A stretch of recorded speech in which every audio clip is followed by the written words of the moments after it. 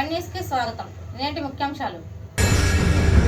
భారతీయ Janata party Vinukonda పట్టణ శాఖ ఆధ్వర్యంలో మన ప్రీతమ నరేంద్ర మోడీ మూడోసారి ప్రధానమంత్రిగా ప్రమాణ స్వీకారం చేసిన సందర్భంగా విజయోత్సవాలు నిర్వహించడం జరిగింది.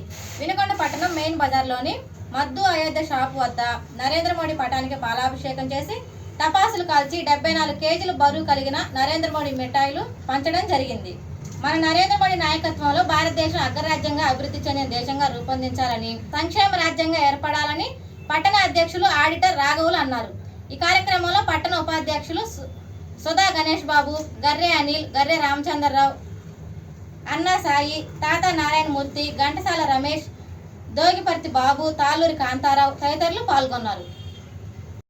ఈపూరు ఎస్ఐ ఫిరోజ్ ఖాన్ సెలవుపై వెళ్లడంతో జి అనిల్ కుమార్ ని తాత్కాలిక ఎస్ఐగా నియమించిన పల్నాడు జిల్లా ఎస్పీ మల్లికాగర్.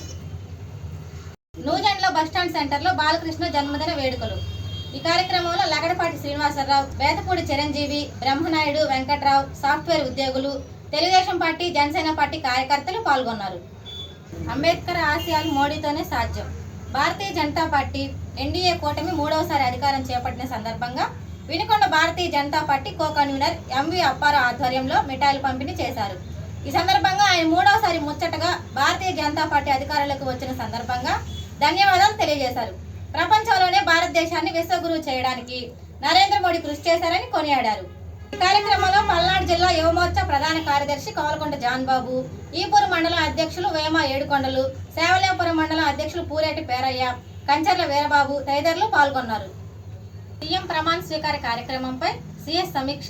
ఈ నెల 12వ తేదీన ఆంధ్రప్రదేశ్ రాష్ట్ర ముఖ్యమంత్రిగా నారా చంద్రబాబు నాయుడు గన్నవరం విమానాశ్రయం సమీపంలో ఏర్పాటు చేస్తున్న సభలో ప్రమాణ స్వీకారం చేయనున్న నేపథ్యంలో శనివారం విజయవాడ సీఎస్ క్యాంపు కార్యాలయంలో ప్రభుత్వ ప్రధాన కార్యదర్శి నీరబ్ కుమార్ ప్రసాద్ ఏర్పాట్లపై అధికారులతో సమీక్షించారు. ఈ సమావేశంలో సీఎస్ నీరబ్ కుమార్ ప్రసాద్ మాట్లాడుతూ, ఈ ప్రమాణ స్వీకారానికి ప్రధానమంత్రి నరేంద్ర మోడీ, రాష్ట్ర గవర్నర్ సహా పలువురు ఇతర ప్రముఖులు హాజరు కానున్నారని, కావున కట్టుదిట్టమైన ఏర్పాట్లు చేయాలని సంబంధిత శాఖల అధికారులను ఆదేశించారు.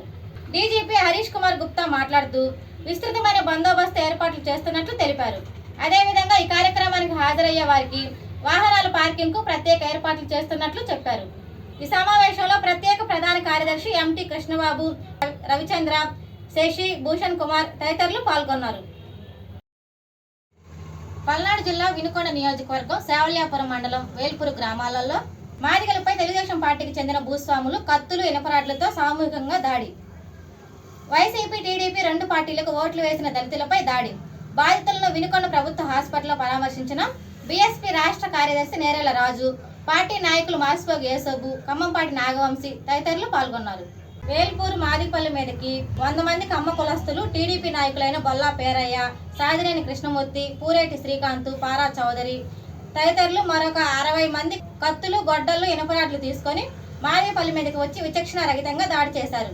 పలువురికి గాయాలు కావడం వలన వినుకొండ ప్రభుత్వ హాస్పిటల్లో బీఎస్పీ రాష్ట్ర కార్యదర్శి శ్రీ నేరెళ్ల రాజు, స్థానిక నాయకులు శ్రీ మాసిపోగు యేసోబు, ఖమ్మంపాటి నాగవంశీ తదితరులు పరామర్శించారు. హిందూపురం శాసనసభ్యులు నందమూరి బాలకృష్ణకి జన్మదిన శుభాకాంక్షలు తెలియపరిచిన గుంటూరు పార్లమెంట్ అంగన్వాడీ డాక్రా సాధికారిక సంస్థ పార్లమెంట్ ప్రధాన కార్యదర్శి నవమిల్లా.